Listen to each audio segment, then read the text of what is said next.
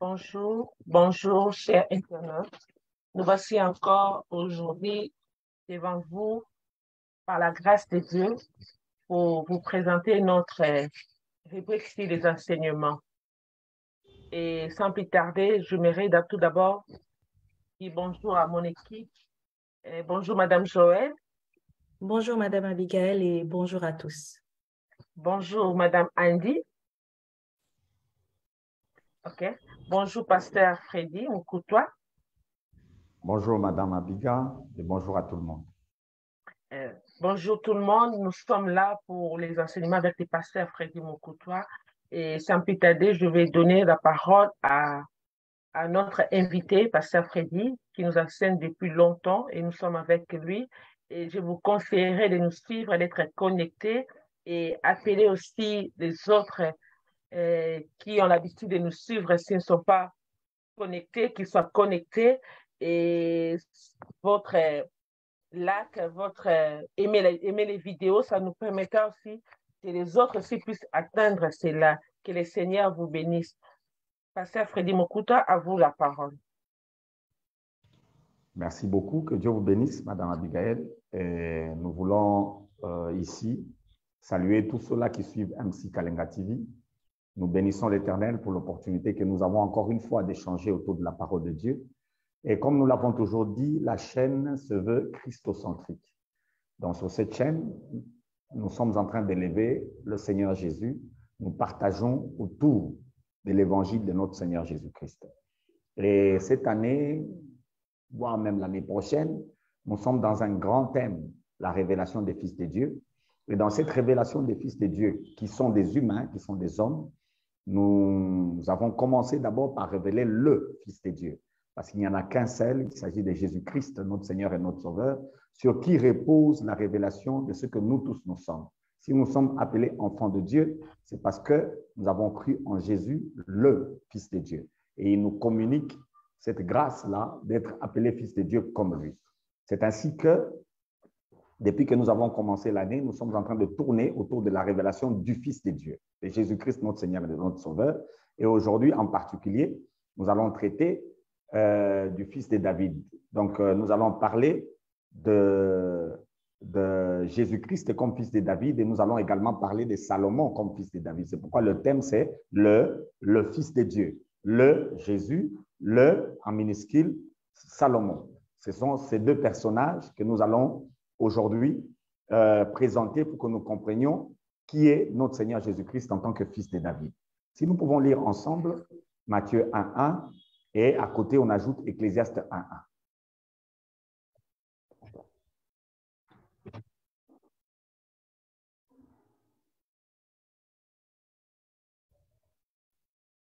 Oui, Matthieu 1.1, voici la généalogie de Jésus-Christ, de la descendance de David et d'Abraham.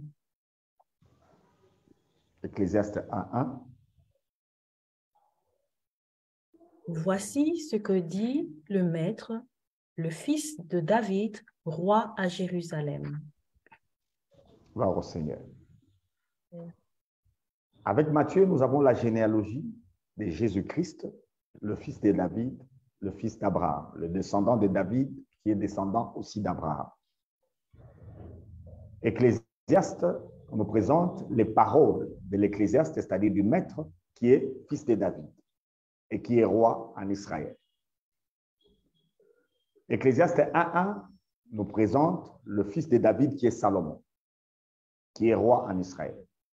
Matthieu nous présente Jésus-Christ, descendant de David, c'est-à-dire fils de David, mais on précise fils d'Abraham. Il y a cette précision-là. C'est poussé par l'esprit que des hommes ont parlé de la part de Dieu. Ça, nous devons le retenir. Le texte des Écritures que nous avons ne sont pas là au hasard. Ces textes-là sont poussés par l'esprit pour que nous puissions les avoir. La présentation du Nouveau Testament commence avec Matthieu. Or, Matthieu n'est pas le premier livre écrit dans le Nouveau Testament. Et parmi les évangiles, Matthieu n'est pas le premier évangile qui a été écrit. Marc a été écrit avant Matthieu. Si on suivait la chronologie, on devait commencer par Marc. Mais l'organisation de la Bible a un objectif. Et cet objectif, nous le connaissons, c'est nous présenter Christ. Les livres tels qu'ils sont placés dans notre Bible, depuis Genèse jusqu'à Apocalypse, souvent, ça ne respecte pas l'ordre chronologique de leur écrit. L'objectif est un objectif purement christocentrique qui place le livre. Un jour, on y reviendra pour faire un petit panorama de la Bible que nous avons en main pour que tout le monde comprenne pourquoi les livres sont classés comme ça. Et Matthieu est présenté comme notre premier document parce que dans le Nouveau Testament, il y a eu 400 ans de silence. Et après ces 400 ans de silence, Dieu a recommencé à parler. Après Malachie, qui est le dernier livre de l'Ancien Testament, Matthieu arrive. Matthieu relance la parole. Matthieu relance la révélation. Mais voilà comment ça commence. C'est en nous présentant un homme. Mais cet homme qu'on nous présente, c'est le fils de David. Déjà, dans le texte, il y a un conflit, il y a un problème. Si on veut parler de descendance, il fallait commencer par Abraham.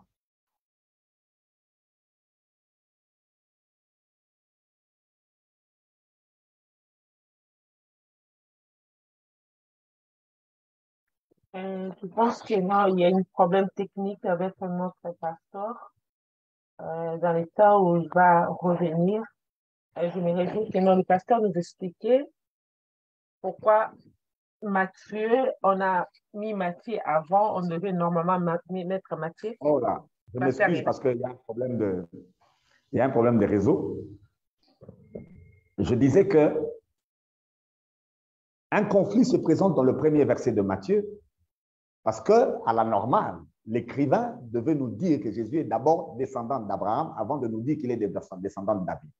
Parce que Abraham, quand il va commencer au verset 2 de nous présenter les généalogies, il va remonter à Abraham. Mais pourquoi le verset premier? Le verset premier lance déjà c'est que l'objectif de l'écrivain. Et c'est que l'objectif même du Nouveau Testament. Le Nouveau Testament a pour objectif de nous présenter Christ, Jésus, le fils de David. Et aujourd'hui, nous allons traiter du fils de David. Et quand nous disons le fils de David, le grand fils de David, il s'agit de Jésus. Et le petit fils de David, il s'agit de Salomon. Avant qu'on évolue, j'aimerais que chacun comprenne de quoi nous allons parler. Et nous allons comprendre à partir de ces deux personnages l'évangile que nous avons et la difficulté que le monde a aujourd'hui quand il s'appelle fils de Dieu, fils de David. Avec ces deux personnages, vous allez les comprendre au travers des Écritures. Parce que la difficulté que plusieurs ont aujourd'hui, c'est de s'identifier à Dieu au travers un personnage autre que Jésus. Or, Dieu a tant aimé le monde, il a donné son Fils. Et son Fils est unique, comme nous l'avions dit la fois dernière. Il n'y a qu'un seul intermédiaire entre Dieu et les hommes. Cet intermédiaire-là, c'est Christ. Homme, le fils de David. Et aujourd'hui, nous allons traiter de ça. Alors, l'Ecclésiaste de l'autre côté, dans la version de Madame Joël, on dit le maître. Dans d'autres versions, on dit le prédicateur. Voici les paroles du prédicateur, du maître, qui lui aussi est fils de David. Il s'agit bien de Salomon. Et quand Jésus est arrivé, il a dit quelque chose que j'ai aimé. Il dit, la reine de Séba se lèvera avec cette génération d'aujourd'hui. Parce qu'elle a quitté loin l'Éthiopie pour aller jusqu'à Jérusalem écouter la sagesse de Salomon. Mais Jésus précise, ici, il y a plus que Salomon. Donc avant déjà qu'on évolue, Jésus est au-dessus de Salomon. Jésus est au-dessus de tous les personnages que la Bible nous présente. Alors si quelqu'un veut arriver au salut, il doit s'identifier à Christ et non à une autre personne. Je reviens maintenant à ce que nous allons faire aujourd'hui. Tout passe par David. C'est celui-là qu'on cherche. Nous voulons parler de son fils. Alors, lequel le fils de David doit être cité dans les discours des gens?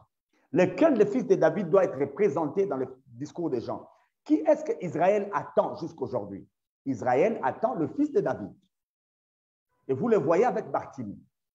Quand il crie « Fils de David, aie pitié de moi », c'est parce qu'Israël est dans l'attente du fils de David. Pourquoi? Parce que le fils de David va élever le royaume de David. Et il va s'asseoir sur le trône de David et fera que le trône de David domine le monde. Une difficulté s'installe avec l'autre fils de David qui est Salomon. Et c'est ce que nous devons étudier aujourd'hui. Et pour aider à tout le monde, de détourner les regards de Salomon et de les placer sur Christ. Parce qu'en Salomon, vous allez dire ce qu'il dit dans sa prédication.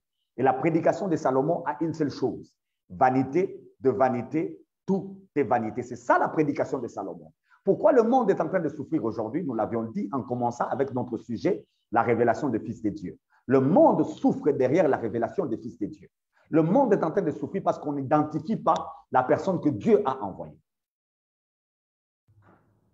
Et pourquoi on n'identifie pas la personne? C'est parce que la confusion s'installe. Et aujourd'hui, je vais aider l'Église et nous tous à quitter Salomon pour retourner vers Christ. Madame Joël, vous pouvez m'aider dans une autre lecture.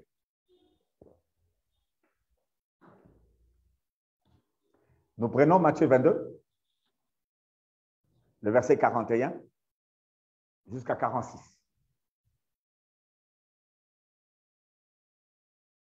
Les pharisiens sont réunis et Jésus leur demande « Qu'est-ce que vous pensez du Messie? Il est le fils de qui ?» Ils lui répondirent « Il est le fils de David. » Jésus leur dit « David, rempli de l'Esprit Saint, l'a appelé maître. Pourquoi donc? En effet, David a dit « Le Seigneur déclare à mon maître, viens t'asseoir à ma droite, je vais mettre tes ennemis sous tes pieds. » David appelle le Messie maître. Mais alors, comment est-ce que le Messie peut être aussi le fils de David? Parmi les pharisiens, aucun ne peut répondre un seul mot à Jésus. Et à partir de ce jour-là, personne n'ose plus lui poser de questions. Amen. Je disais gloire au Seigneur. Face aux pharisiens, nous constatons tous que les pharisiens sont liés à ce que Salomon a mis en place, nous allons le voir aujourd'hui, et ils mettent leur orgueil dans ça.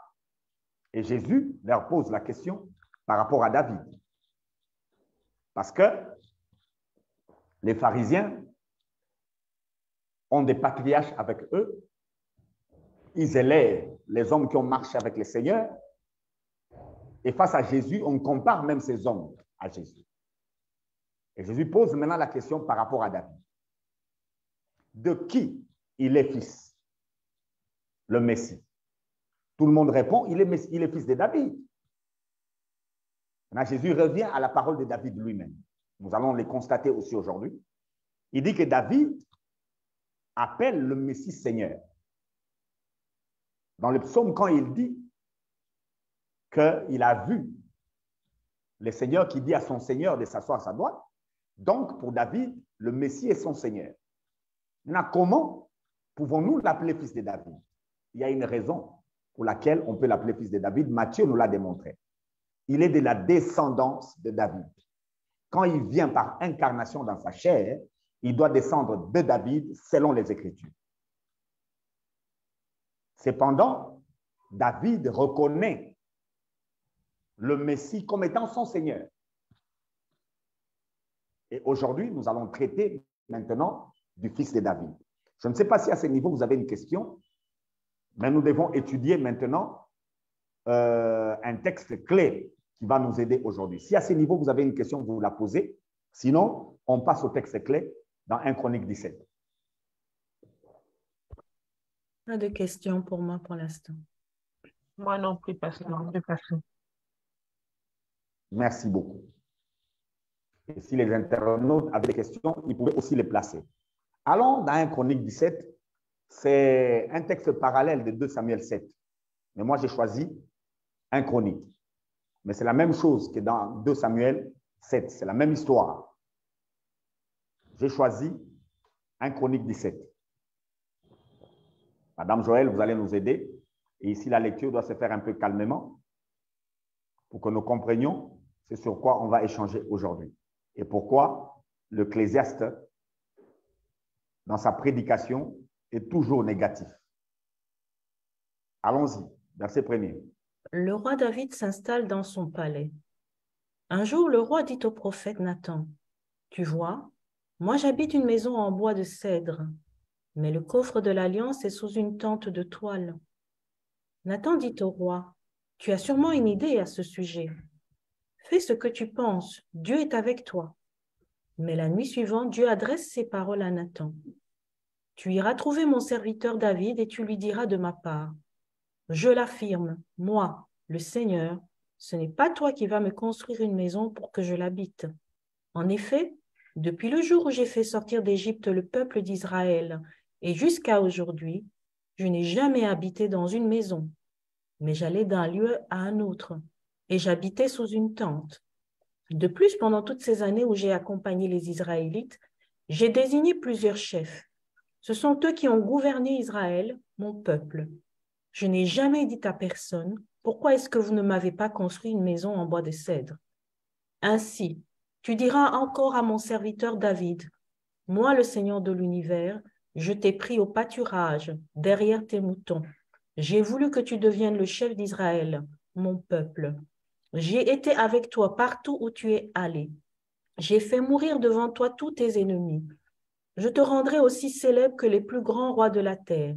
Je vais donner un lieu à Israël, mon peuple. Je l'installerai là. Il y restera sans avoir peur. Des gens mauvais ne viendront plus le maltraiter comme autrefois, quand j'ai désigné des juges pour gouverner Israël, mon peuple. J'écraserai tous tes ennemis et je t'annonce ceci. C'est moi, le Seigneur, qui te construirai une maison. En effet, quand ta vie sera finie et que tu iras rejoindre tes ancêtres, je désignerai un de tes enfants, ce sera un de tes fils. Il sera roi après toi et j'établirai solidement son pouvoir. C'est lui qui me construira une maison. Et grâce à moi, son pouvoir royal sera solidement établi pour toujours. Je serai un père pour lui, il sera un fils pour moi. Je ne lui retirerai jamais ma faveur, comme je l'ai fait avec celui qui était roi avant toi. Je le garderai à la tête de mon peuple et de mon royaume, pour toujours. Le pouvoir royal de sa famille sera établi pour toujours. Nathan raconte à David tout ce que le Seigneur lui a montré pendant qu'il dormait. Gloire au Seigneur. On se limite là.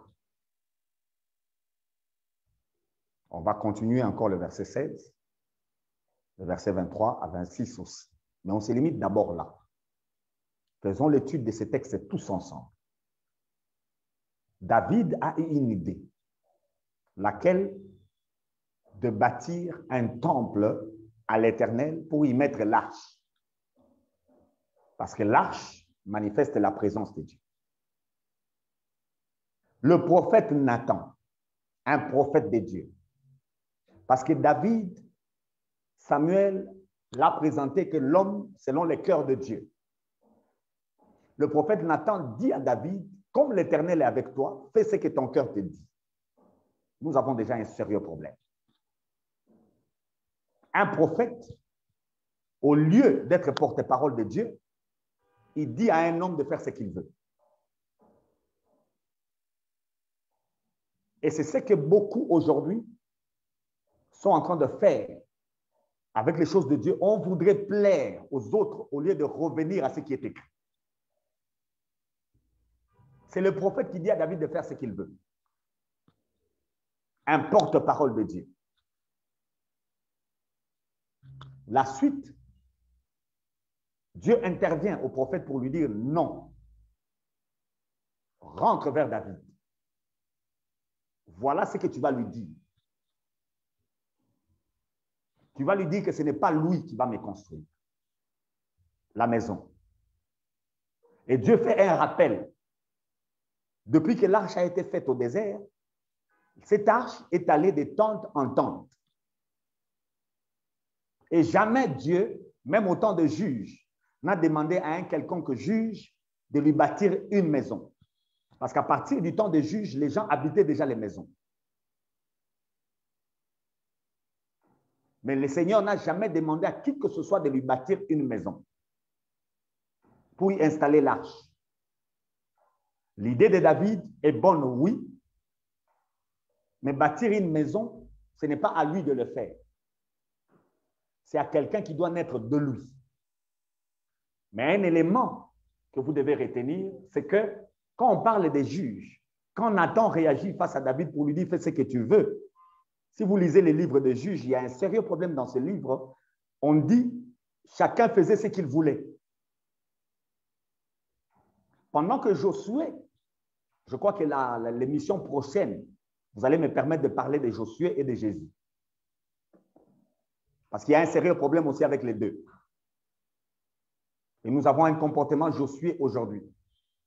Dieu a dit à Josué que ce livre de la loi ne s'éloigne pas de ta bouche, mais dites-le. Et c'est alors que tu réussiras. Mais Josué a eu un autre comportement. Et après Josué, nous avons des juges. Et les juges sont des hommes qui faisaient ce qu'ils voulaient. Et Nathan a amené David sur le terrain des juges. Que David fasse ce qu'il veut. Parce que l'Éternel est avec lui. Heureusement, le Seigneur intervient pour dire qu'on n'est plus à l'époque des juges. Nous sommes au temps de la royauté.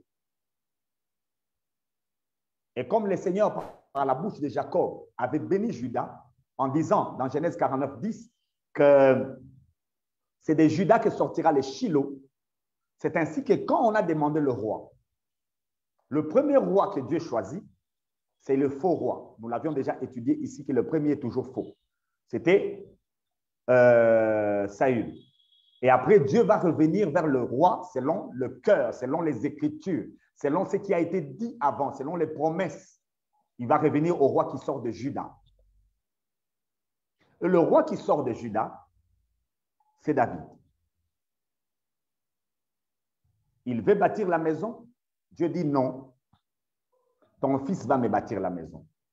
Et ce fils-là qui va bâtir la maison, Dieu dit que c'est lui-même Dieu. Il faut bien lire les textes. Hein? Dans les textes, Dieu dit que c'est lui qui va bâtir la maison. Ce n'est pas un humain qui va le faire, c'est Dieu qui va bâtir la maison à David. Et cette maison-là, que va occuper le fils de David, sera une maison éternelle. Et Dieu ne retirera jamais, alors jamais, sa main de ce fils-là. Et Dieu sera un père pour ce fils-là. Et ce fils-là sera son fils. Avant qu'on évolue avec les textes, je reposerai la question. S'agit-il de Salomon?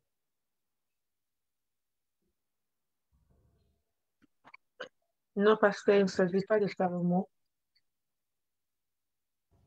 Merci beaucoup pour la réponse. Donc, ce n'est pas Salomon.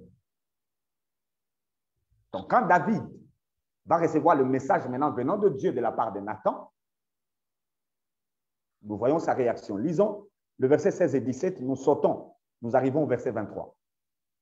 Pasteur, si je puis juste poser une question. Donc, c'est vrai qu'il y a la confirmation comme quoi c'est Dieu lui-même qui va bâtir la maison, mais il y a aussi cette confirmation de « je désignerai un de tes enfants, ce sera un de tes fils, c'est lui qui me construira une maison ». Donc, nous avons deux affirmations. Oui.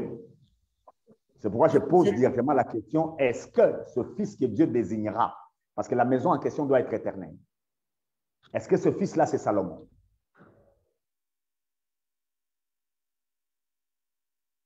Parce que le fils que Dieu va désigner, il va lui garantir sa sécurité pour toujours.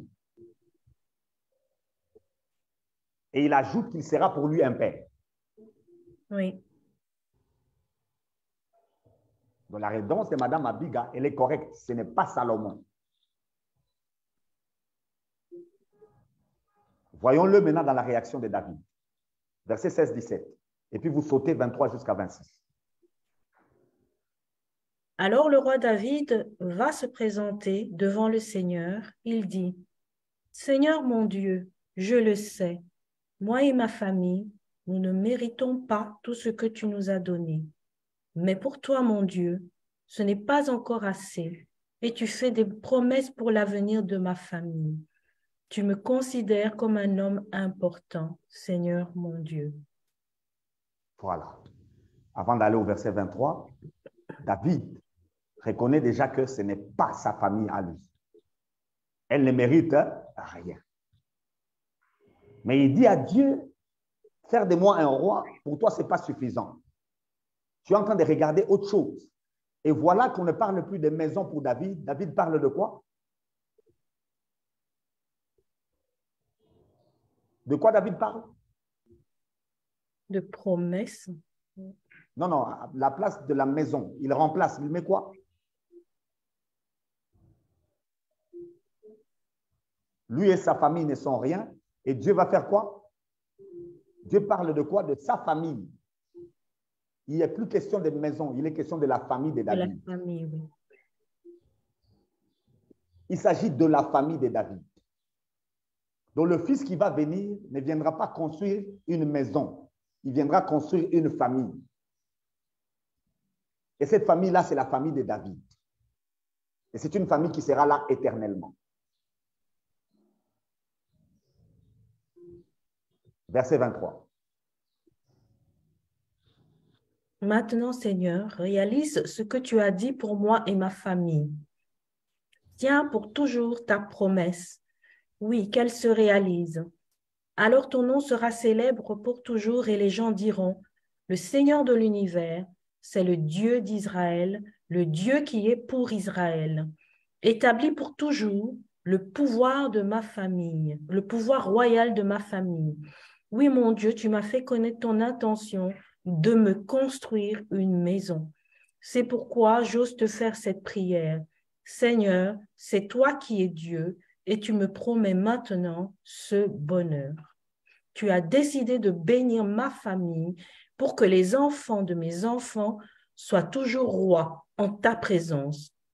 Puisque c'est toi, Seigneur, qui donne cette bénédiction, ma famille sera bénie pour toujours. Gloire au Seigneur. Regardons maintenant David très bien. Et David, dans sa prière, parle de Salomon. Dans la compréhension de David, est-ce qu'il voit Salomon? Non. Donc le fils de David ne peut pas être Salomon.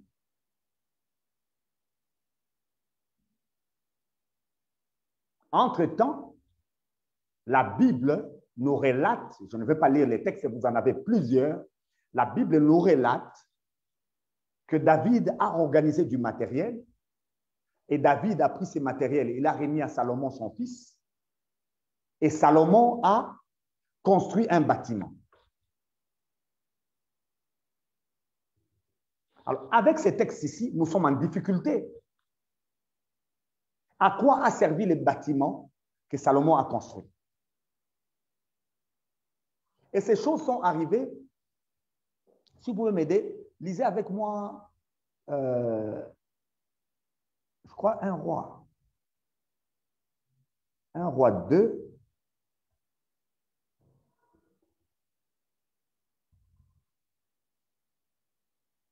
Un roi, ça doit être ça. Un roi 2, le verset 20.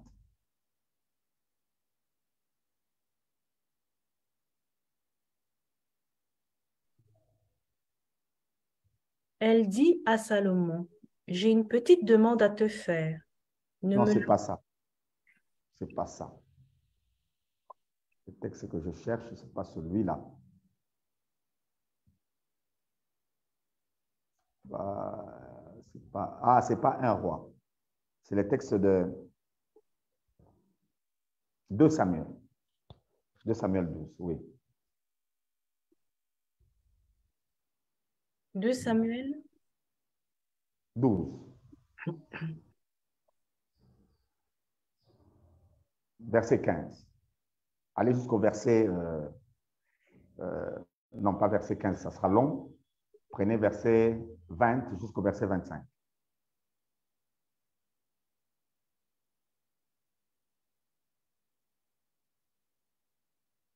De Samuel 12.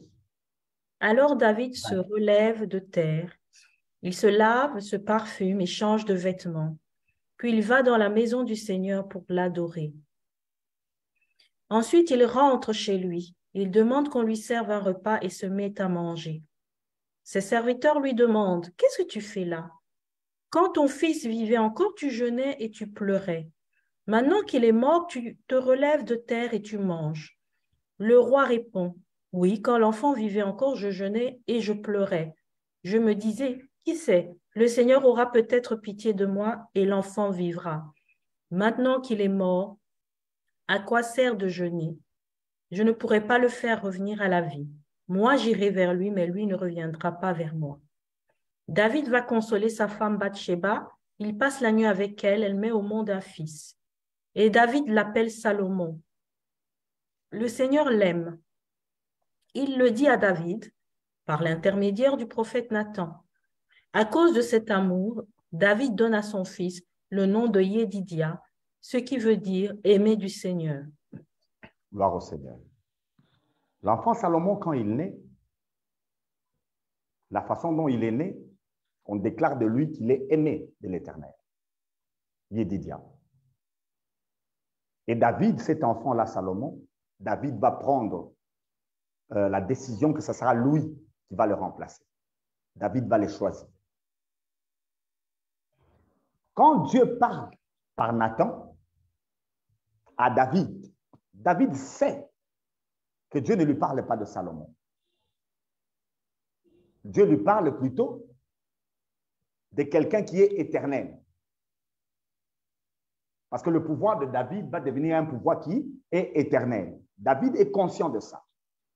Mais à la naissance de Salomon, il y a un événement qui s'est passé qui fait de Salomon un aimé de l'Éternel.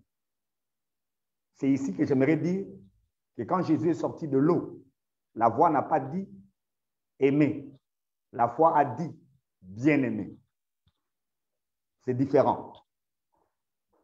Le fils de David. Le fils de David est bien-aimé de l'Éternel, en qui Dieu a mis toute son affection. Mais le fils de David est aimé de l'Éternel. Il y a une très grande différence entre aimer de l'Éternel et être bien-aimé de l'Éternel. C'est comme ça que quand le diable tente Jésus, il a quelque chose qui l'enlève. Il lui dit, si tu es fils de Dieu, ordonne. Il a enlevé fils bien-aimé. Beaucoup de chrétiens aujourd'hui acceptent qu'ils sont fils de Dieu. Mais il y a des difficultés pour accepter qu'on est fils bien-aimé. Il y a un problème. Quand on n'est pas bien-aimé, on peut se perdre. Mais quand on est bien-aimé, on est convaincu. On est en sécurité. Alors David, après que Nathan lui ait parlé, et puis nous avons aussi le prophète Nathan qui nous pose problème dans ce texte, c'est lui qui est venu dire à David que Dieu aime Salomon. Et vous allez le constater maintenant, c'est lui encore qui reçoit le message comme quoi un fils de David doit construire la maison pour Dieu. Et en recevant ce message, quand il est transmis chez David, lui, Nathan, a une autre compréhension. Parce qu'il a un fils aimé de Dieu, que lui connaît, qui est fils de David, qui est Salomon. Et juste après ces messages, quand David meurt, il fallait mettre l'arche de l'alliance quelque part. Nathan va aider Salomon à faire quoi? Nathan va aider Salomon à bâtir un temple pour l'Éternel. Et c'est toute ma difficulté aujourd'hui. La prédication de celui qui a bâti le temple à Jérusalem est différente de la prédication de celui-là qui va bâtir la maison de Dieu. Celui qui bâtit la maison éternelle a une autre prédication. Et celui qui bâtit la maison de Jérusalem aura aussi sa prédication. Je peux m'arrêter là, on peut échanger. Merci, pasteur. Merci pour votre éclaircissement et explication. J'aimerais demander, Madame Joël, si vous avez une question à poser, pasteur, ou chers internautes, si vous avez des questions à poser, vous pouvez nous écrire cela et les pasteurs sera disponible de vous répondre à cela. Et s'il y a encore des questions, Madame Joël, si vous en avez, vous pouvez poser, pasteur. Merci. Merci, Madame Abigail.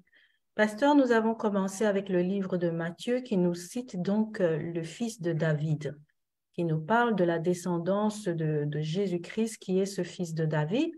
Puis nous sommes retournés dans l'Ancien Testament pour voir ce fils de David. Mais j'ai l'impression qu'il y a deux voies en parallèle. Il y a le fils de David qui est Christ, qui est éternel, mais il y a aussi ce fils de David humain. Nous avons dit que toute écriture est inspirée de Dieu.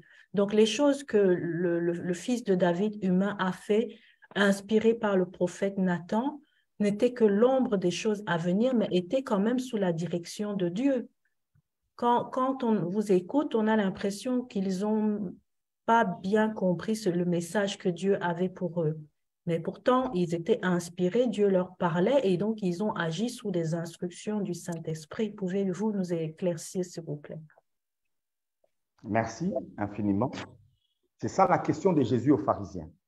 De qui le Christ est-il fils? Et les pharisiens ont répondu de David. Parce que c'est ce qui est écrit. Mais quelle était la compréhension de David par rapport au Messie? David dit, le Seigneur a dit à mon Seigneur.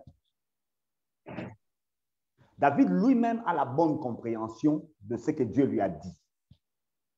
David lui-même a la foi dans quelqu'un qui viendrait et qui va s'asseoir sur son trône éternellement. David lui-même a cette foi.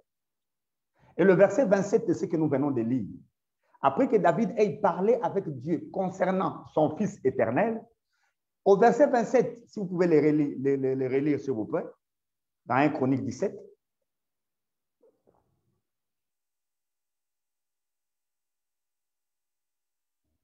« 1 Chronique 17, verset 27, « Tu as décidé de bénir ma famille pour que les enfants de mes enfants soient toujours rois en ta présence. Puisque c'est voilà. toi, Seigneur, qui donne cette bénédiction, ma famille sera bénie pour toujours. » Voilà. Dans ce verset ici, David vient de parler de qui? Sa famille. Non, de quel enfant? Ses enfants, ses petits Plusieurs enfants. Plusieurs enfants qui vont commencer à régner sur son trône. Jusqu'à celui que lui considère comme un roi éternel. David a déjà cette conception dans sa tête. Donc pour David, le fils dont Dieu parle et qui doit construire le temple, c'est Jésus et Jésus seulement. C'est comme ça, dans le texte de 1 Roi 2, le verset 20 où je vous ai parlé, David est à la fin de sa vie. Il donne des ordres à Salomon.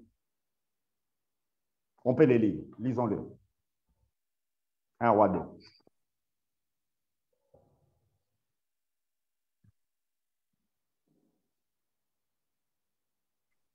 David sent qu'il va bientôt mourir, alors il fait des recommandations à son fils Salomon. « Je vais bientôt quitter cette terre. Sois courageux et conduis-toi comme un homme. Obéis fidèlement au Seigneur ton Dieu. Fais ce qu'il te demande. Respecte ses commandements, ses décisions, ses ordres et ses enseignements, tout ce qui est écrit dans la loi de Moïse. Alors tu réussiras dans toutes tes actions et dans tous tes projets. Et le Seigneur réalisera ce qu'il te d'abord là, avant qu'on continue, on peut s'arrêter là. Avons-nous une loi de Moïse qui dit que quand le peuple va entrer à Jérusalem, il y a plus d'un temps? Non. Non. Il n'y en a pas. Mais ce que Moïse avait dit est clair. Nous sommes dans Deutéronome 12. Quand vous allez entrer, Dieu choisira un endroit pour y faire résider son nom. Et à cet endroit-là, qu'est-ce qu'on fera? On va offrir à Dieu à cet endroit-là. C'est dans Deutéronome 12.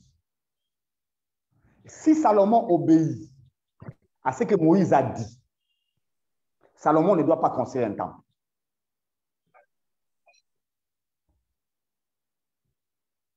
Le temple de Jérusalem n'est pas le type de Christ.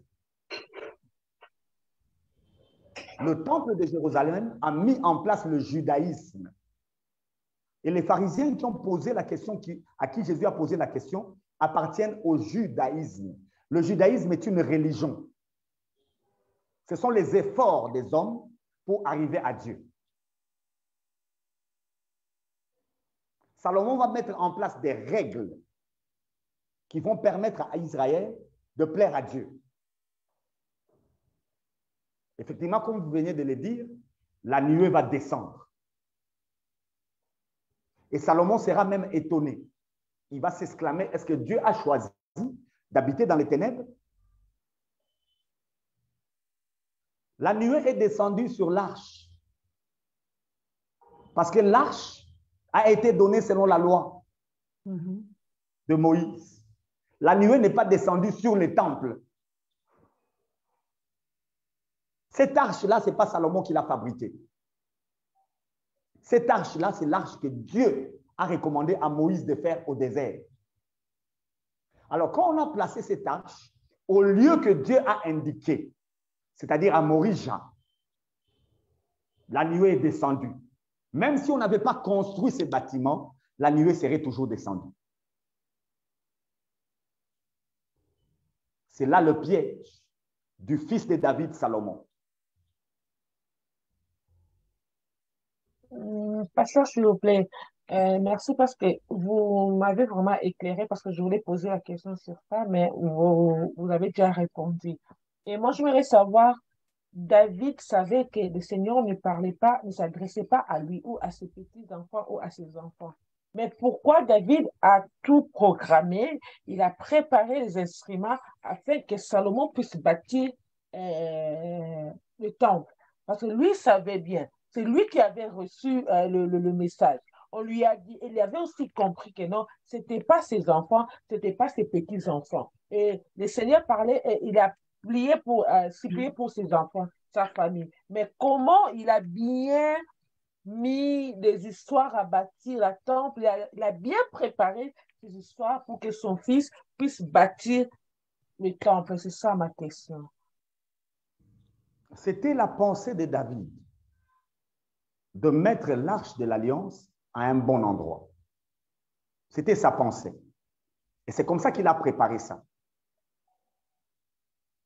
C'était déjà sa pensée. Il y a travaillé.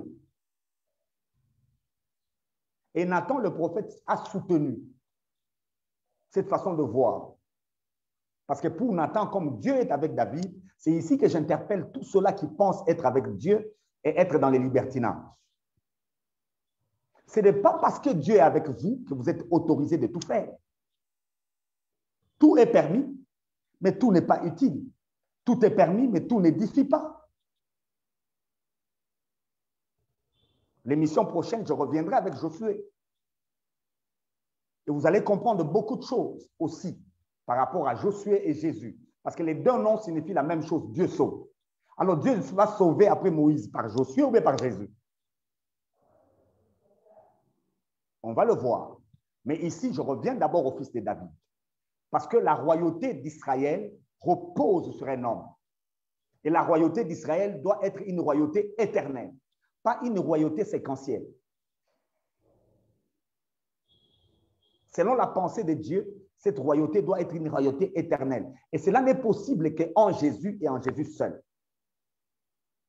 Mais voilà que nos amis de l'Ancienne Alliance, parce qu'ils n'avaient pas la bonne compréhension, c'était l'ombre, comme Mme Joël a dit, dans l'ombre, ils ne voient pas clair.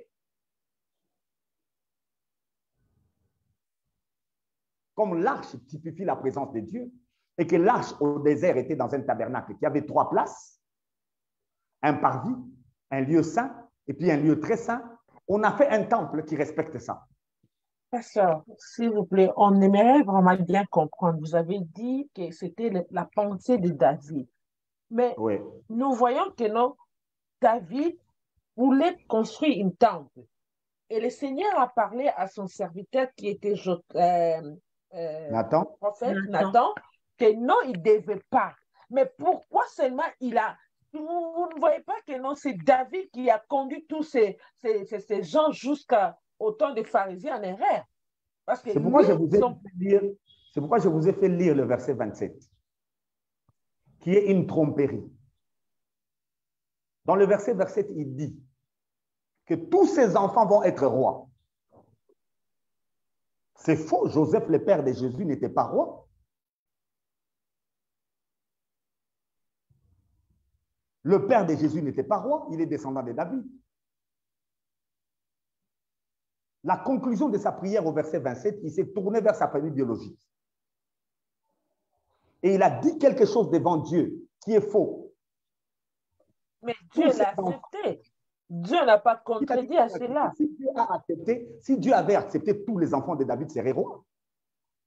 Non, je l'ai dit, pas accepté, mais Dieu n'a pas intervenir pour comme il a intervenu en envoyant Nathan que non, il ne va pas construire la maison. Dieu lui a laissé, c'est pourquoi il a maintenu. Et nous voyons aussi Nathan qui parlait à Dieu, mais il a soutenu quelque chose qui n'était pas bon, qui n'était pas à l'accord à l'Éternel. Gloire au Seigneur. Pourquoi Nathan a dit à David, fais ce que tu veux? Je venais de le dire. Samuel est le dernier des juges en Israël. Un juge, c'est quelqu'un qui marche avec Dieu comme lui veut. Un juge, ce n'est pas quelqu'un qui marche avec Dieu selon la loi de Moïse. Les juges faisaient ce qu'ils voulaient. Vous avez les cas de Samson, vous avez les cas de Samuel lui-même, vous avez les cas de Jephthé, vous avez les cas de Jéroboam, de Jéroboam. Tous ces hommes-là se comportaient comme ils voulaient. Et Dieu utilisait dans tous ces juges, parce que Dieu vient de les citer devant David, qu'il a élevé de leader en Israël, et à aucun de ces leaders, Dieu n'a demandé de lui bâtir un temple. Il ne l'a pas fait non plus pour David. À aucun endroit, Dieu a dit à David l'histoire de construire un temple. Dieu vient de dire que c'est lui qui va construire. David a entendu Dieu dire que c'est Dieu qui va construire. Yeah. Comment Dieu va construire? Toi, tu prends les histoires, tu donnes à Salomon pour qu'il bâtisse. Mais pasteur, quand Dieu dit qu'il n'habite pas dans des maisons faites de mains d'hommes, mais que quand ils finissent de construire, la nuée descend. Bien sûr, vous nous précisez que c'est sur l'arche, mais c'est seulement à la fin de la construction, comme une sorte d'approbation, qu'on a la nuée qui descend. Donc, pour nous, quand nous lisons cela, la nuée descend sur un bâtiment que le Seigneur approuve pour rester là. Pourtant, quel est le dernier élément, quelle est la dernière action que Salomon a faite quand il a bâti le temple? Selon les textes des Écritures, quelle est sa dernière action? La dernière action, il a pris le temps, le tabernacle, là où il était à la tente, à Sion, il l'a ramené là où il a construit le temple, il l'a placé dans le lieu très saint. Vous voulez que la nuée descende à quel moment? C'était la dernière action. S'il avait commencé par ça, la nuée serait descendue. C'est là maintenant la confusion avec la religion. Quand ça marche, nous pensons que c'est Dieu qui approuve. Yeah. Et c'est ça Salomon, le fils de David avec un petit le. Il construit la religion. Et aujourd'hui, on en a plusieurs avec les Écritures qui veulent bâtir la religion. Et ça marchera, madame. Le Saint-Esprit, comme Paul l'a dit, que Christ n'est pas moins prêché, même si c'est lui qui prêche, vient avec une autre ambition. Il cherche l'argent, par exemple. Mais si on cite les noms de Jésus, le Saint-Esprit agira. Mais ce n'est pas pour autant qu'il est d'accord. Beaucoup diront, nous avons fait ci en ton nom, nous avons fait cela en ton nom. Il dira, retirez-vous de moi. Je ne vous ai jamais connu. Je reviens à la prédication de Salomon dans l'Ecclésiaste. Quelle est la conclusion de Salomon après avoir construit les temples? Après avoir expérimenté tout ce qu'il a expérimenté au temple. Parce que dans le temple, là, Salomon a même mis une chaise pour lui. Hein. Est-ce que vous le savez? Le temple de Salomon a une chaise pour le roi. Mais il n'y a pas de chaise pour les souverains sacrificateurs. Quelle bêtise!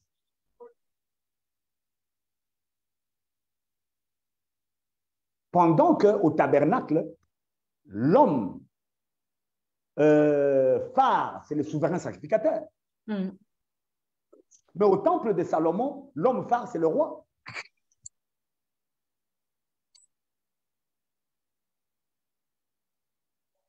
Il n'y a aucune typologie, même venant de Jésus lui-même, liée au temple. En aucun endroit, Jésus se réfère au temple. Lisez l'épître aux Hébreux. Dans cet épître, aucune référence au temple de Jérusalem. Aucune. Mais si on parle de temple et de Jésus, on le voit dans le temple en train de renverser les tables des marchands et disant que le zèle de ta maison me dévore, pasteur. On a mis en place une religion qui est le judaïsme. Jésus vient où? Le judaïsme. Le salut vient de Juifs. Il fait quoi? Il respecte la tradition. Mais pasteur, vous avez dit que non, c'est mais en y entrant lui-même, est-ce qu'en y entrant, vous voyez Jésus enseigner sur le souverain sacrificateur? Dire aux gens de respecter le souverain sacrificateur, vous voyez Jésus faire ça? Vous voyez Jésus apprendre aux gens à couper les animaux et à sacrifier? Il est l'agneau de Dieu qui ôte le péché du monde. Il ne peut pas enseigner ça. Mais il renvoie, pasteur, je ne sais pas si c'est moi qui n'a pas bien compris, mais à chaque fois que Jésus faisait quelque chose, faisait un miracle aux gens, il renvoyait ces gens-là vers les sacrificateurs, non?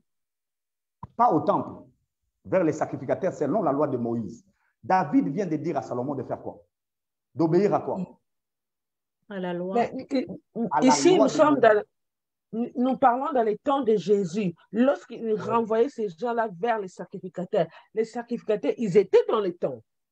Oui, mais le sacrificateur n'est pas quelqu'un du temple, le sacrificateur est là par la loi de Moïse. Il faut faire la nuance. Le judaïsme, ce n'est pas la loi de Moïse. Moïse n'a pas mis en place une religion. La religion, c'est Salomon qui la place. Moïse au tabernacle, ce n'est pas une religion. Au tabernacle, personne ne vient plaire à Dieu.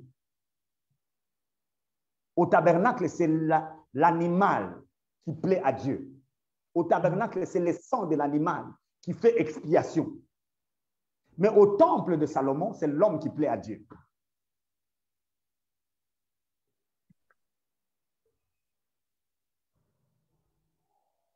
C'est l'homme qui se veut agréable. Vous avez des chantres au tabernacle. Qui a dit de mettre des chantres?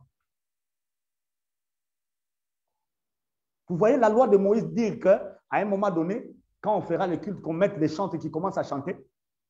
Le fils de Corée, le fils d'Asaph. Et aujourd'hui, ça nous a rejoints. Mais on le voit déjà dans l'Ancien Testament, pasteur. Justement, ces chantres et ces... Et ils ont commencé quand, madame? C'est ça mon problème. Quand on a construit le temple, je pense. Mais pourquoi pas quand Moïse a fait le tabernacle? Mais parce que c'est vrai que je ne sais pas s'ils ont commencé quand on a construit les temples, mais moi, il y a un verset qui dit que non, l'Éternel avait demandé qu'on mette les chantres devant avant d'aller aux batailles. Mais ça veut dire que non, ils ont commencé déjà depuis. Madame, le texte dit que l'Éternel a dit mettez des chantres. Mais l'Éternel a dit qu'on mette des lévites qui soufflent des trompettes. Souffler des trompettes, ça signifie des chantres. C'est ça. Mais on les appelle les musiciens, non, pasteur? On les appelle les musiciens. Dans l'armée, depuis toujours, le son de la trompette, c'est pour aller au combat. Ça n'a rien à voir avec vos chansons, comme David l'a mis.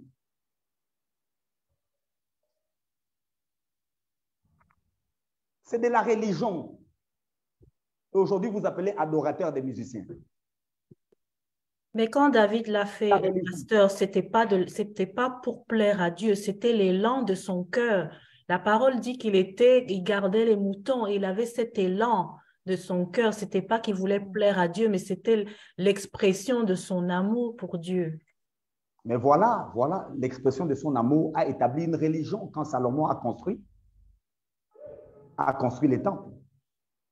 Il faut faire attention. C'est ici que j'aimerais que tout le monde qui nous entend, quand je dis le fils de David, j'aimerais qu'on se tourne vers Christ. Amen. Il n'y a que celui-là qui plaît à Dieu. Il n'y a que celui-là qui nous rend agréable à Dieu. Aucun autre ne peut le faire. Mais pasteur, à vous entendre parler, cela veut dire que nous, étant que les hommes, nous ne pouvons rien faire. Même si tu sens quelque chose qui monte dans ton cœur, pour te dire que non, pour la gloire de Dieu ou pour que le Seigneur soit, pour élever le Seigneur, tu ne peux pas le faire. Madame, la gloire de Dieu, si vous voulez la faire, élevez Jésus. Vous voulez élever Dieu? Parlez de Christ. Présentez ce que Jésus a fait. Dieu sera dans la gloire. Je n'en vois pas une autre, selon les Écritures. Je ne vois pas une autre méthode qui peut élever Dieu que ce que Christ a fait. Amen. Mais selon la religion, pour vous plaire à vous-même, que vous ne vouliez pas les musiques, ça vous plaît. Ça ne plaît pas à Dieu. Mais la Bible dit, il siège dans les... Comment dirais-je, Madame Joël? Il Milieu siège au de milieu louanges des de louanges. Non. Donc, quand on loue, on sait que le Seigneur siège, c'est là. C'est ça même la prière de David, que Dieu lui bâtisse une maison éternelle. Dieu va régner éternellement dans la maison qu'il va bâtir à David. À David. C'est ça la louange et l'adoration. Jésus-Christ. Pas la musique. Pasteur, excusez-moi, quand on parle de quelque chose de bien, par exemple, je pense qu'on veut dire aussi de faire le bien à des personnes, faire quelque chose qui est correct, disons. Le bien, pas seulement à Christ, mais quand on fait aux autres, c'est exactement à Jésus. Parce que... Aux autres dont vous parlez, selon les Écritures. Selon les Écritures, la Bible me dit ceci. Et c'est là que je vais scandaliser plusieurs. La Bible me dit ceci, quand on veut faire le bien, qu'on fasse d'abord à ceux qui sont en Christ. Maintenant, je reposerai la question. Quand vous avez l'argent, vous dépensez en premier pour qui? Nos familles. Ils sont en Christ, hein? Non, vous avez posé la question, je vous ai répondu. Si on a une famille chrétienne, oui. Yeah, si vous tombez dans le piège de David, qui, après avoir compris que le fils que Dieu lui parle, c'est un fils qui est éternel, au verset 27, il conclut en disant que tous ses enfants. Est-ce que Dieu lui a dit ça? Mais pasteur, est-ce que Dieu lui a dit que tous ses enfants, physiquement, seront rois? Vous avez un verset, Nathan est venu lui dire qu'après lui, ça sera son fils. Après son fils, là, ça sera un autre de ses fils, ainsi de suite, jusqu'au Messie. Mais justement, pasteur, si on se projette dans ce que Christ a fait, et s'il a cru à Christ, il est fils du royaume et tous ses enfants sont des rois. Spirituellement, c'est vrai. Mais l'information qu'on nous donne par rapport à la royauté d'Israël, à un moment donné, le fils de David n'était plus de roi. Quand ils sont allés en captivité jusqu'à Joseph, le père de Jésus, il n'y a plus de roi. Oui, mais leur lignée est royale. Leur lignée est royale. C'est pour ça que Christ vient de cette lignée. Avoir une lignée royale, c'est ce que David a dit. Mais ça ne signifie pas s'asseoir sur un trône. Non, on est d'accord. Mais la prière de David au verset 27, vérifiez-la bien, il ne parle pas d'une lignée royale. Il est en train de parler de s'asseoir sur son trône à lui. C'est-à-dire, après lui, c'est un de ses fils. Après le fils là, c'est un autre de ses fils, ainsi de suite. Ça s'est fait jusqu'à un temps. Et après, ça s'est arrêté. La religion peut marcher. Je répète encore, la religion peut marcher. Le fils de David au minuscule, c'est la religion. Parce que moi, je voulais qu'on revienne encore sur ce que vous avez dit, que non, lorsqu'on a l'argent, qu'on s'occupe seulement sur les membres de nos familles, de notre famille. Mais la Bible dit ceci, il y a un verset qui dit que non, celui qui ne prend point soin de sa famille, il est plus qu'un infidèle. Et quelle famille qu'on est en train de nous dire là-bas? La famille biologique, madame.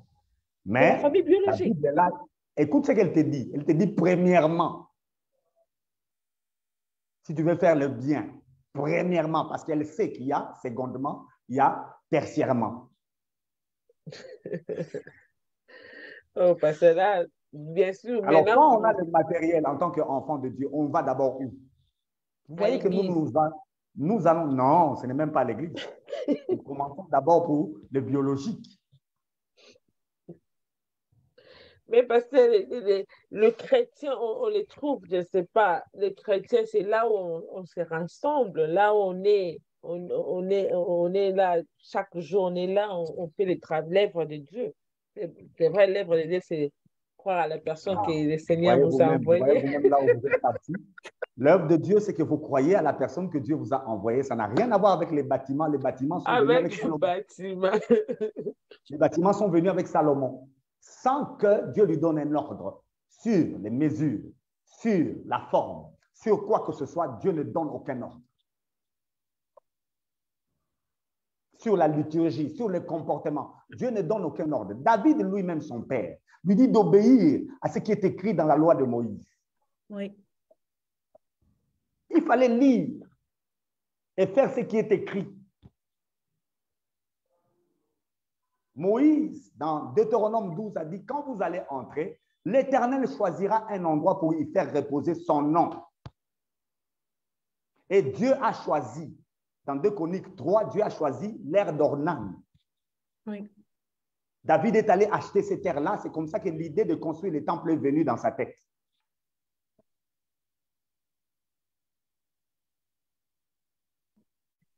Mais quand il a eu l'idée, alors Dieu a donné sa position. La position de Dieu, c'est que c'est Dieu lui-même qui doit construire. Ce n'est pas à David de construire. Et Jésus vous dit qu'il bâtira son église. C'est Jésus qui bâtit l'église. Aucun pasteur ne bâtit l'église du Seigneur. Aucun. Mais pasteur, si l'Ancien Testament est l'ombre, si ce qu'il a construit peut être l'ombre, donc ça peut être le corps, et l'arche peut être l'esprit de Dieu. Donc, il a juste raisonné, s'il y a l'arche, il doit y habiter quelque part, donc automatiquement, il doit avoir un endroit précis. Madame, je répète encore, allez dans le livre des Hébreux. Pendant qu'on écrit les livres des Hébreux, le temple à Jérusalem était encore là. Pendant que l'écrivain du livre des Hébreux est en train d'écrire, il y a un temple à Jérusalem. Et il écrit aux Hébreux. Pourquoi ne fait-il pas référence à Salomon? Pourquoi fait-il référence à Moïse?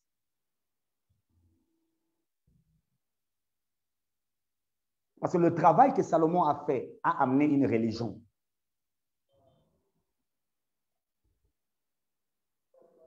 C'est Moïse plutôt qui a agi dans l'ombre pour nous présenter ce que l'Église serait. L'Église n'est pas le type du temple de Jérusalem. Non. Mais pasteur, quelque part, ce qui a été fait par Salomon est une manière pour nous aussi d'être instruits, une manière de nous montrer aussi que tout ce qui est généré par l'homme n'est que l'ombre de la véritable chose qui arrive avec Christ. Donc, ça nous enseigne aussi, nous, en tant que, maintenant que nous avons toute la parole, de pouvoir constater cela. La conclusion, si je vous ai fait lire Ecclésiaste 1:1, oui, en plus. Et en plus de ça, Salomon est aimé de Dieu. Donc, moi c'est ça que je voudrais comprendre. Donc, Dieu l'aime et c'est précisé et c'est même un message qu'il reçoit particulièrement. Ça veut dire que ce qu'il va jouer comme rôle est important pour nous conduire à Christ. Parmi les mauvais rois que vous avez dans les fils de David, le tout premier, c'est Salomon. Pourquoi, pasteur? Au lieu de bâtir la maison de David, lui, il l'a détruite. À cause de lui, Israël a été divisé en deux. Dieu a retiré 10 tribus de David. La maison dont David a prié, que son fils allait bâtir, Salomon l'a détruite.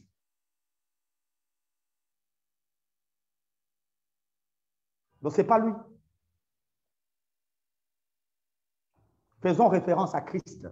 Ne tombons pas dans les pièges de toutes ces images que nous avons dans l'Ancien Testament. Parce qu'aujourd'hui, on enseigne aux gens Abraham et on dit aux gens d'imiter Abraham. On enseigne aux gens Samson, on dit aux gens d'imiter Samson. On enseigne aux gens parce qu'avec tous ces messages biographiques, on prend une image, un personnage de l'Ancien Testament, au lieu de sortir les types de Christ qui est dans la personne, mais on nous enseigne la personne. La Bible n'est pas là pour nous parler de David. La Bible est là pour nous parler de Christ. Amen. Même si on cite David, même si on cite Salomon, même si on cite qui que ce soit, c'est pour nous parler de Christ. C'est ainsi que Salomon est le type de Christ parce qu'il a construit un temple.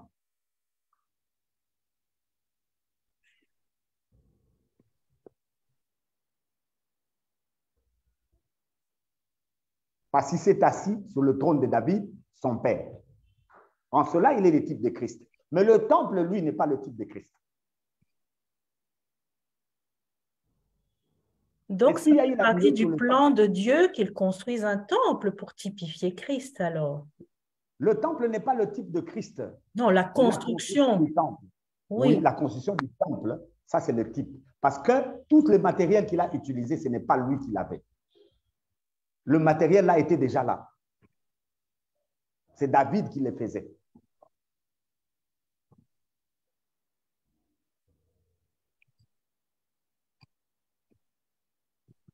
Et Christ, dans la maison de David, son père, est en train de bâtir une famille qui sera une famille éternelle. C'est ainsi que quand vous avez la généalogie elle-même de Jésus-Christ dans Matthieu, on vous présente 14 générations. D'Adam jusqu'à Abraham, 14 d'Abraham jusqu'à David et 14 de David jusqu'à Jésus. À Jésus. À Jésus.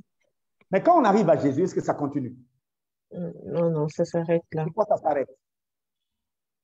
Parce que Jésus lui-même, parce que la famille en question, maintenant, elle est là. Et la maison qui est construite, c'est l'Église. C'est ça les bâtiments dont David est en train de parler. Et c'est lui qui règne dans l'Église, qui est chef de l'Église et fils de David.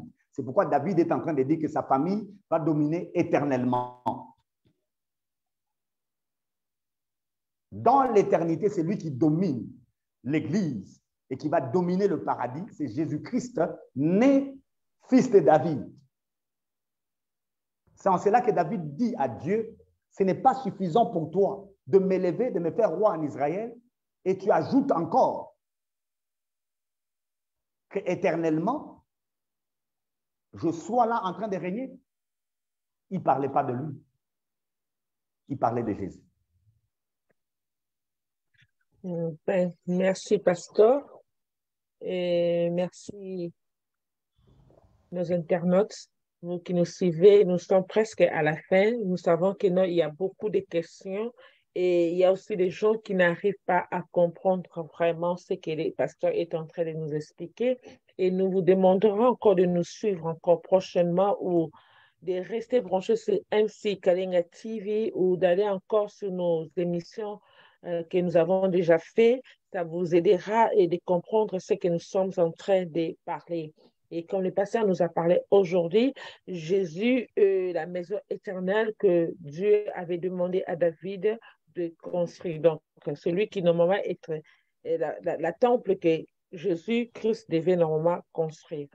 Et j'aimerais demander si Madame Joël, vous avez encore une autre question de la fin avant de passer la parole à notre pasteur, notre invité, de nous donner son dernier mot pour aujourd'hui. Merci. Merci, Madame Abigail. Je n'ai pas vraiment de questions. Je voudrais juste clôturer en bénissant le serviteur de l'Éternel, notre pasteur Tiff, de prendre le temps vraiment avec nous pour poser les questions que nous avons, de nous éclairer. Et nous avons vraiment cette certitude parce que nous restons toujours face à le regard sur Christ. Pour nous, c'est vraiment ce qui est primordial. Chaque fois que nous voulons interpréter la parole selon la pensée des hommes, il nous permet vraiment chaque fois de regarder selon Christ et ça, c'est une véritable bénédiction et c'est un automatisme que nous devons prendre dans chacune de nos lectures dans la parole, que ce soit surtout dans l'Ancien Testament, que nous puissions chercher où se cache Christ dans tout ce que nous lisons et ne pas prendre les hommes de l'Ancien Testament comme exemple, mais de voir Christ au travers de ce que nous lisons. Donc, je vous remercie vraiment. J'espère que vous qui nous avez suivis êtes aussi bénis par ce que nous avons entendu aujourd'hui. Mais vraiment, n'hésitez pas à poser des questions par rapport à tout ce qu'on a dit aujourd'hui. Merci à tous. Merci, Madame Joël. Et merci, Pasteur. Moi, j'aimerais seulement dire que si j'ai bien compris, que des fois, lorsque nous suivons les hommes, même si ces hommes nous parlent de la part de Dieu, nous devons faire vraiment attention à cela. Et nous avons vu que non, Nathan, celui qui écoutait Dieu, mais il a soutenu David à quelque chose qui a causé l'erreur jusqu'aujourd'hui, que nous avons des religions. Donc, nous devons vraiment faire très attention. Et comme le pasteur nous a dit, ce qui est simple de tourner nos regards vers le Christ, parce que c'est lui qui est le tout de tout, c'est lui qui est le source de tout et c'est lui qui est tout pour nous. Alors, merci, Madame Joël et Pasteur, si vous avez encore un dernier mot pour aujourd'hui, vous pouvez encore nous partager. À tous ceux qui nous suivent, nous voulons nous donner une démarche dans la méditation des Écritures, la parole de Dieu. Quand nous parlons de Salomon et de David, la conclusion dans la vie de Salomon, c'est que vanité de vanité, tout est vanité. Il est le fils aimé de Dieu, comme Madame Joël a dit, mais il n'est pas le fils bien-aimé de Dieu. C'est important d'avoir ce détail. En tant qu'aimé de Dieu, il a bénéficié de tout sur cette terre, de sorte qu'il n'y aura pas quelqu'un de plus riche que Salomon sur cette terre. Il n'y a que lui qui dépassera de tout le temps. Et en termes de plaisir, le plaisir que Salomon a eu, personne ne l'aura sur cette terre. Mais la conclusion de Salomon, c'est que tout est vanité. Mais la conclusion de Jésus, c'est que tout est accompli. C'est là qu'il y a un problème.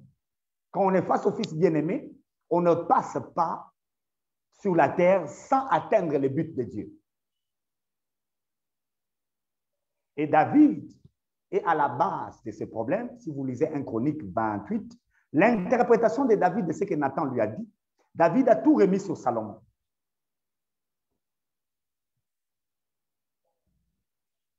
David a mis tout cela sur Salomon. C'est ainsi que Salomon, en y allant, parce que David avait déjà des histoires, il ne voulait pas jeter ce qu'il avait préparé. Il avait déjà préparé des histoires, il ne voulait pas jeter. Et 1 Chronique 28, David a appelé Israël, toutes les tribus. Il s'est tenu devant eux et il a pris ce que Nathan lui avait dit qu'on a lu là, il a mis ça sur Salomon. Et la suite, c'est une religion qui s'est installée, qui est le judaïsme. Et cette religion a tué Jésus. Si elle venait de Dieu, elle ne peut pas tuer Jésus. Elle devait le reconnaître. Cette religion ne venait pas de Dieu. Cette religion a détourné le peuple de Dieu.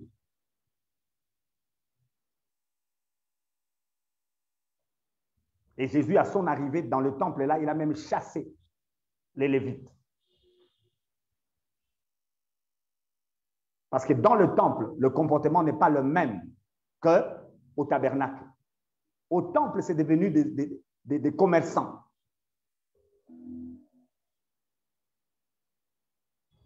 Et la sacrificature elle-même était devenue un problème au temple. On a imposé des jeux de dés pour choisir les gens à tour de rôle.